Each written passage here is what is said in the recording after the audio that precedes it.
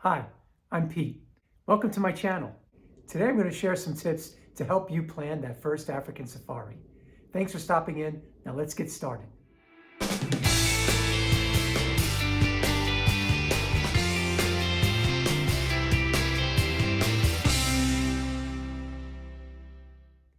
My wife Angela and I just recently returned from our first African safari and we had a great trip. Today we're going to share with you 5 tips on how to plan that first African safari. And if you stay to the end, we'll have a bonus tip which may pull it all together for you and help make your planning even easier. I hope you enjoyed this video. If you do, please hit like.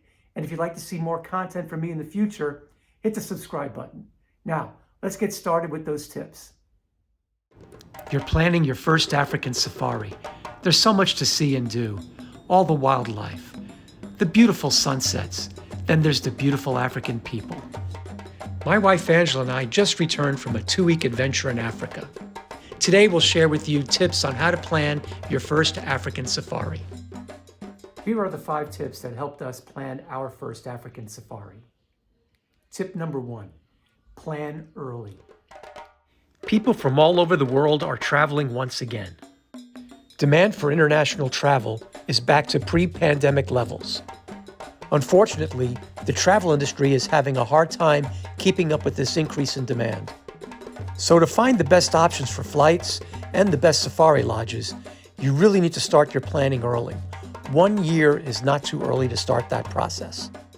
Also, inflation is taking its toll. Prices will only go up from here. Number 2, research safari options. When planning your safari, it's important to choose a location with the wildlife you want to see. For example, you're not going to pick a South African safari if you want to see gorillas in the wild. So make a list of the wildlife you want to see and research where you'll find them. In addition to the wildlife, don't forget to put together a list of important activities and landmarks for your trip. One of our top priorities on our recent safari was to visit Victoria Falls. We toured the falls and took a helicopter ride above them.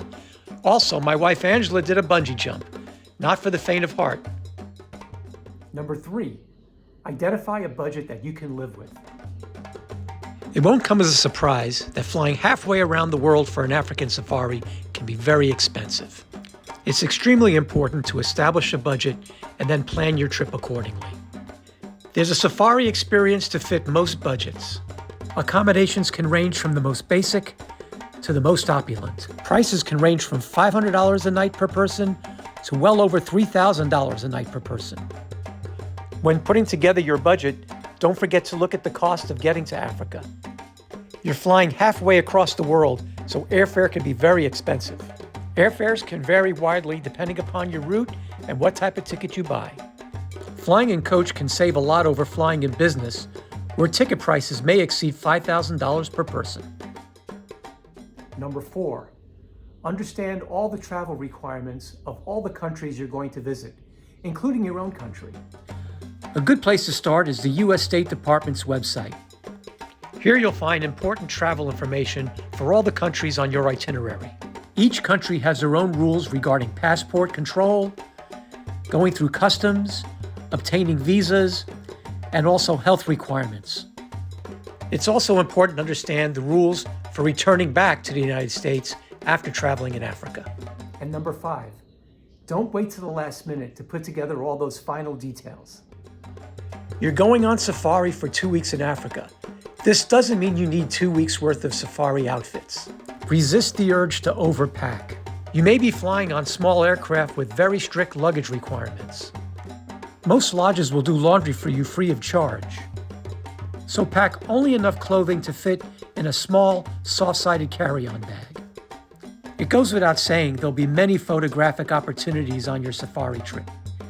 Practice your photography on your cell phone or your camera equipment well in advance of leaving on your trip. A pair of binoculars will be essential for viewing wildlife. It's important to remember that Africa is a very poor continent and gratuities are an important source of income. You may want to consider carrying some cash to tip your guides, porters, and hotel staff. And don't forget the sunscreen and insect repellent.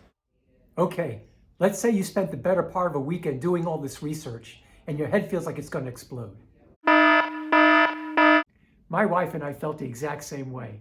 And that leads us to our final bonus tip, and that is work with a travel expert who specializes in African safaris. You can find dozens of Africa travel experts by doing a quick Google search. Do your homework and find a travel expert who has extensive experience visiting multiple safari lodges. We worked with Megan at Restless Mind Travel. Megan met with us and we discussed our Africa safari wish list. We also gave her our budget and time of year we wanted to travel, and she came up with a fantastic itinerary that checked all our boxes.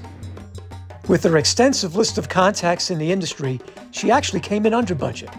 I highly recommend working with a travel expert like Megan if you're planning your first safari. I hope you enjoyed this video. If you did, don't forget to hit like and don't forget to subscribe. Thanks for coming by.